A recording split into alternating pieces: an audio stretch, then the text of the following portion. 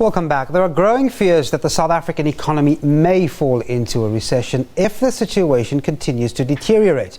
The Reserve Bank is the latest institution to slash its economic growth forecast for this year, drastically citing the impact of the weak currency and a worsening inflation outlook. Last week, the International Monetary Fund said it now expects the economy in sub-Saharan Africa to grow by 4% this year and not by 4.3% as it earlier anticipated. But its forecast for South Africa was worse. The IMF slashed its growth forecast for the country to just 0.7%, down from 1.3% it predicted in October last year. Yesterday, the Reserve Bank cut its own growth prospects for the country to 0.9%, down from 1.5% it predicted in November.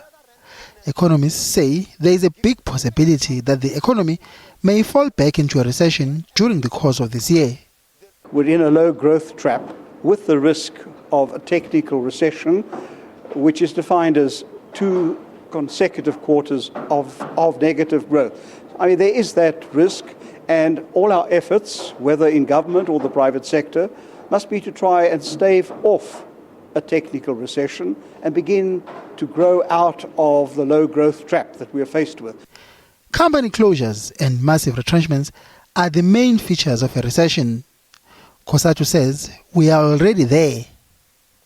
If you ask an average worker out there, they have been in a recession for quite some time, workers. When you look at the number of jobs that we are currently losing, all the sectors of the economy, they are shedding jobs at an alarming rate.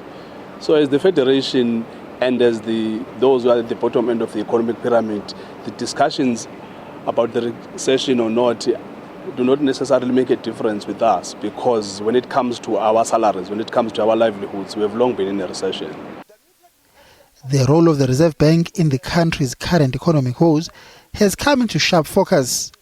There is widespread criticism of its current stance to hike interest rates, as that doesn't help to grow the economy.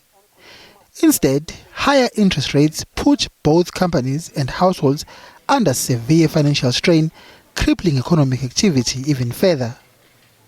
We are vulnerable at the moment. The sort of inflation we are trying to address is, in fact, it is cost-induced inflation. If only we were so lucky as to have the threat of a boom, in fact, now getting out of control. So I think we need to be very careful about what we do about interest rates and not be too aggressive, lest the interest rate decisions become the tipping point into a recession during the course of the year. Companies that are worried about economic stagnation, like Japan, have actually taken decision to cut interest rates. So then you have a country like South Africa with with big social problems.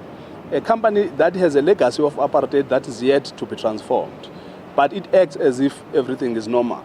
There's nothing normal in this country, and the level of poverty and the level of desperation points to that. As we have said, we just don't think they know what to do anymore. We think this plane at some point is going to crash land because there's no one in the cockpit. Finance Minister Pravin Gordhan is expected to reduce government's own growth forecast and introduce massive cuts on social spending when he delivers his budget speech next month. Meanwhile, Kosatu is calling for a summit to discuss how to get the country out of the current economic crisis. Bongini Muchwa, SABC News, Johannesburg.